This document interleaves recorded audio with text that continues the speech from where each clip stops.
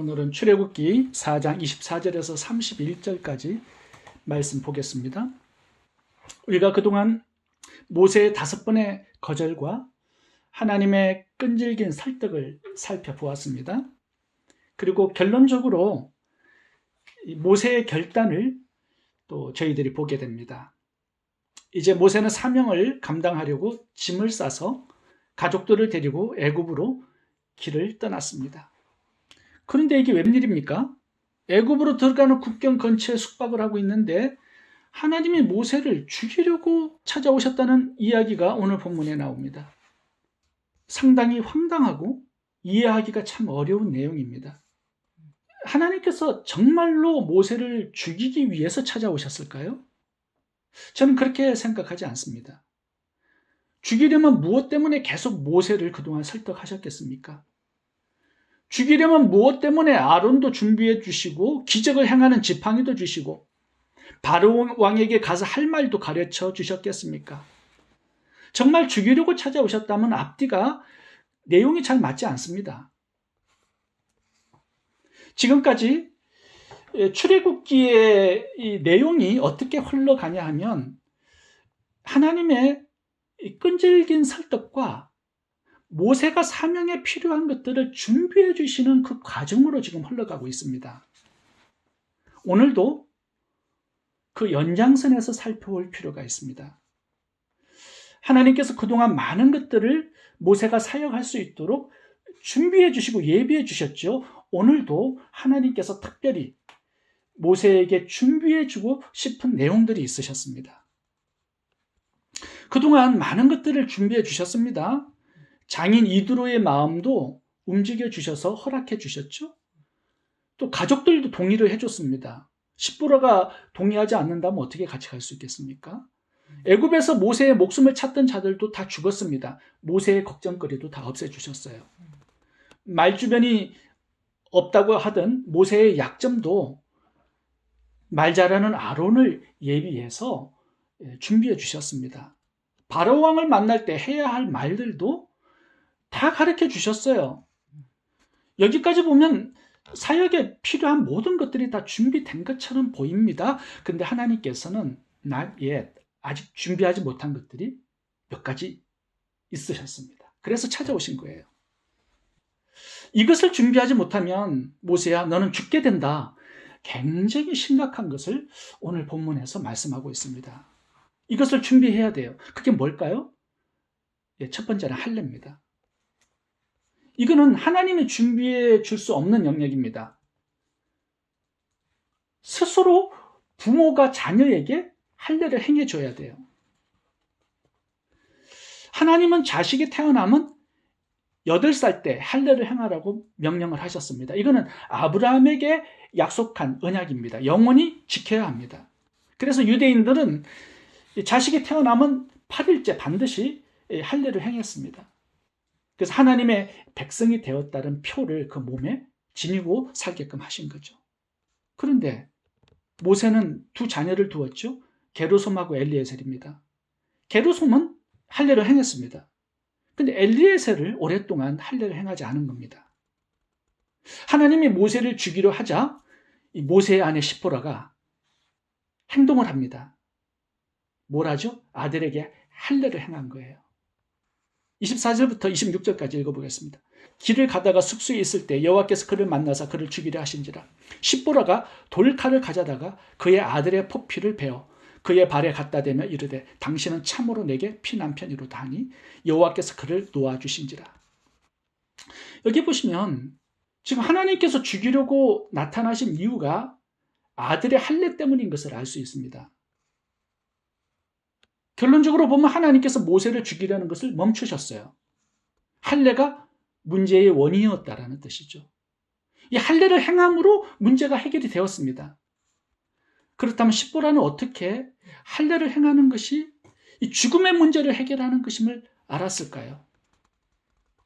그런데 이상한 것은 시보라가 한 할례를 하나님께서 인정해 주셨다라는 사실입니다. 그래서 모세 죽이는 일을 멈추신 거예요.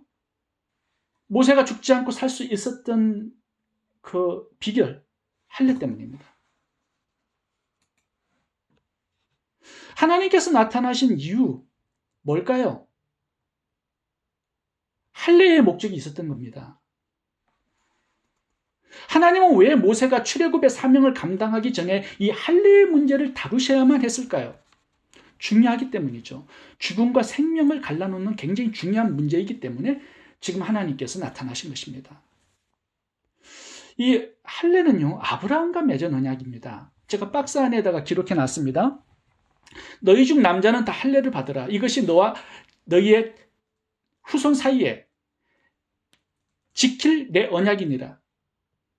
너희의 대대로 모든 남자는 집에서 남자나 또는 너희 자손이 아니라 이방 사람에게서 돈으로 산 자를 막론하고 난 지 8일 만에 할례를 받을 것이라. 내 언약이 너희 살에 있어 영원한 언약이 되려니와 할례를 받지 아니한 남자는 곧 포피를 베지 아니한 자는 백성 중에서 끊어지리니 그가 내 언약을 배반하였습니다. 이게요, 하나님의 백성이냐 아니라를 구별하는 굉장히 중요한 문제입니다. 영원한 언약이래요. 하나님의 백성이 되었다라는 이 사인 표시가 할례입니다. 반드시 8일 만에 할례를 행할 것을 명령하고 있습니다. 그런데 모세는 둘째 아들 엘리에셀에게 할례를 행하지 않고 불순종하고 계속 살아가고 있었던 거죠.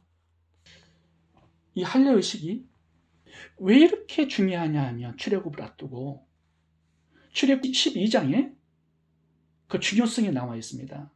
한번 같이 읽어보도록 하겠습니다. 이 출애굽에는 한 가지의 전제 조건이 있습니다. 그것이 할례입니다.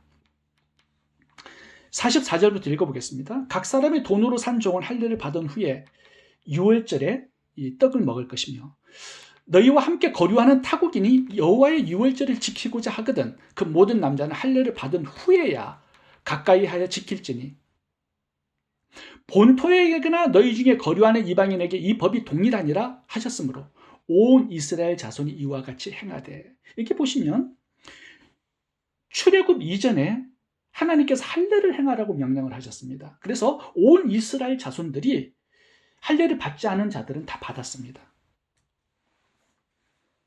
여호와께서 모세와 아론에게 명령하신 대로 행하였으며 51절입니다. 출애굽기 12장.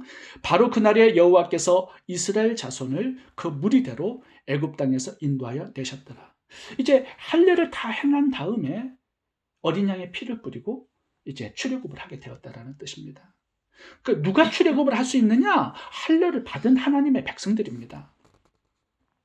출애굽 이전에 이스라엘 백성들은 한 가지 해야 할 일이 있었는데 그것은 할례입니다. 자, 여기 이제 보시면 모세가 출애굽의 지도자가 되었습니다. 할례를 행할 것을 명령으로 받아서 명령을 하고 있습니다. 근데 자기 자식은 하지 않아요. 자기 집안 사람들에게는 적용하지 않고 다른 사람들에게는 행하라고 말할 수 있겠습니까?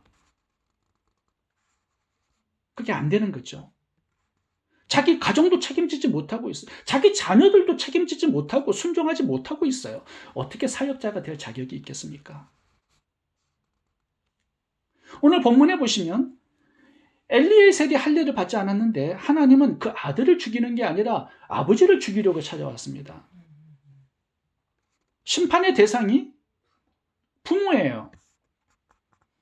자녀의 불순종은 전적인 부모의 책임이라는 사실을 알려주고 있습니다. 자식도 제대로 책임을 지지 못하고 가정도 제대로 책임을 지지 못하는 자가 어떻게 하나님의 사역을 할 수 있겠느냐? 이제 이 질문을 우리가 해보게 되는 것이죠.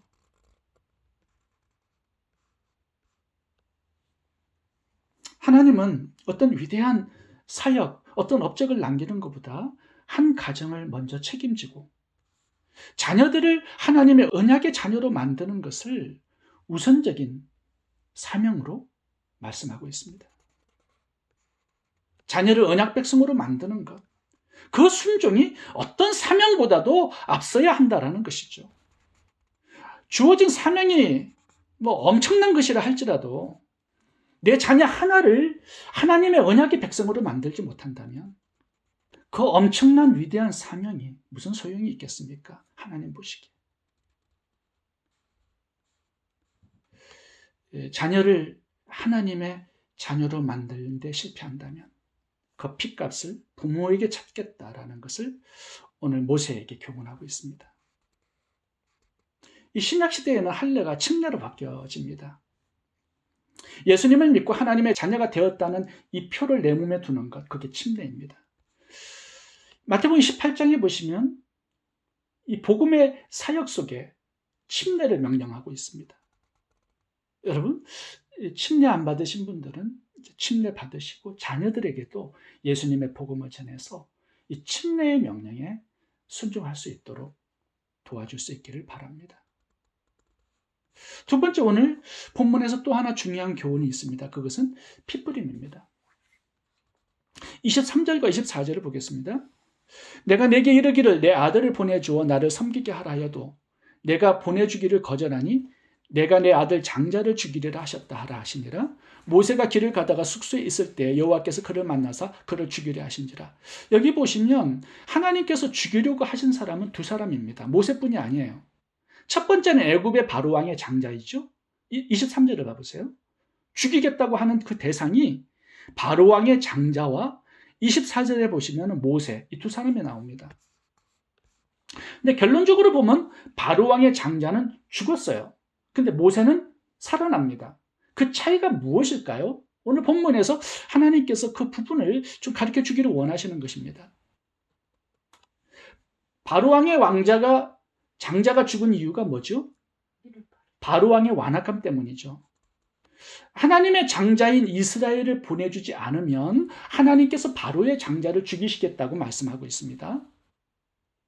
근데 왜 안 보내주나요? 이스라엘 백성들을?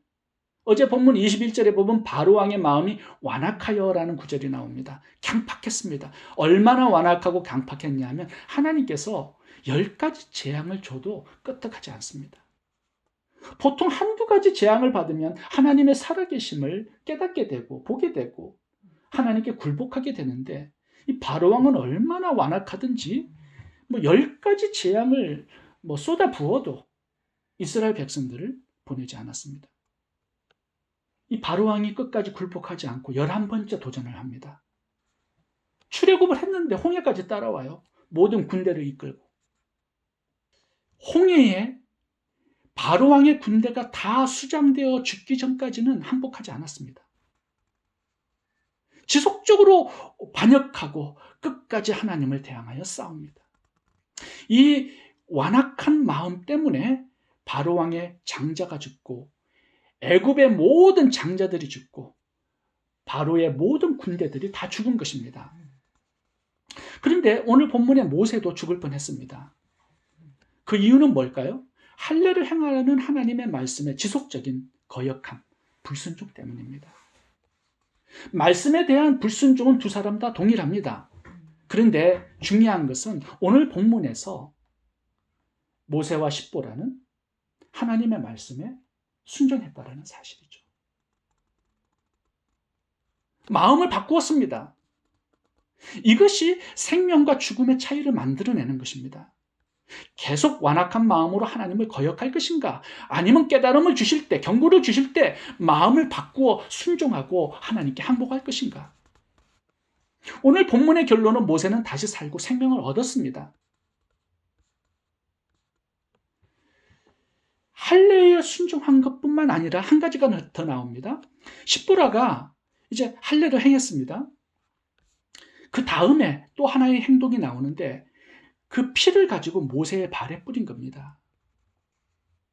오늘 본문에는 모세의 발에 갖다 대었다라고 나오는데요. 이 히브리 사전을 찾아보면 발에 갖다 대다라는 뜻이 뿌리다라는 뜻입니다. 그러니까 피를 발에 뿌린 거예요. 동일한 단어가 나오는 곳이 출애굽기 12장 22절입니다. 출애굽을 할 때 어린 양을 잡아서 피를 문설주에 뿌립니다. 이게 뿌리다, 갖다 대다 동일한 단어입니다.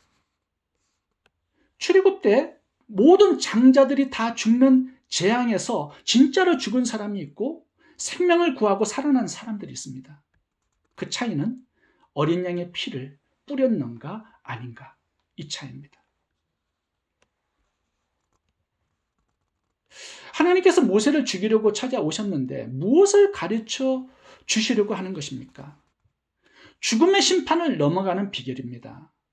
유월절에 대해서 가르치고 모세에게 먼저 경험을 시켜 주신 것입니다. 그 두 가지 필요. 유월절에 필요한 것이 할례와 어린 양의 피뿌림이었거든요. 모세가 이집트로 가서 백성들에게 출애굽과 유월절에 대해서 가르쳐 주어야 합니다. 어떻게 죽음의 재앙과 심판에서 구원과 생명을 얻는가? 명확하게 자신이 알아야 가르쳐 줄 수 있지 않겠습니까? 그래서 하나님께서는 그 내용을, 복음의 내용을, 죽음에서 심판에서 넘어가 생명을 얻는 그 비결을 오늘 본문에서 모세에게 가르쳐 주시고 복음의 내용을 준비시켜 주신 것입니다. 할례에 순종하는 것이고 어린 양의 피를 믿고 뿌리는 겁니다. 모세는 너무나 선명하게 경험했고 오늘 본문에서 배웠기 때문에 백성들에게 가르쳐 줄 수 있었던 것이죠. 여러분, 우리가 사명을 감당할 때 준비할 것들이 많이 있습니다. 하나님께서 주신 은사와 능력을 갖추는 것 중요하죠. 나를 도울 아론을 만나는 것도 중요합니다. 그런데 죽음에서 심판에서 생명을 얻는 이 복음의 핵심 메시지, 예수님의 보혈의 피. 이 복음을 준비하는 것이 무엇보다도 중요하다라는 교훈을 오늘 본문에서 우리들에게 주고 있는 것입니다. 복음의 내용을 내가 알고 이해하고 실제로 그 복음의 생명을 내가 경험하고 그 복음이 이론이 아니라 실제가 되어서 내 안에 생명으로 그 복음이 살아있어야 한다는 것입니다. 먼저 경험한 자만이, 먼저 생명을 가진 자만이 생명을 전달해주고 나을 수가 있게 되는 거죠. 모세는 출애굽한 이스라엘 백성들의 유월절을 미리 오늘 본문에서 경험하고 이 복음을 가지고 백성들에게 가서 가르쳐 준 것입니다. 우리도 마찬가지입니다. 예수님이 누구신지, 예수님의 보혈의 능력은 무엇인지 복음을 명확하게 이해하고 예수님의 생명도 실제로 경험해서 수많은 영혼을 복음으로 살리는 사역자들이 다 되실 수 있기를 바랍니다. 기도하겠습니다.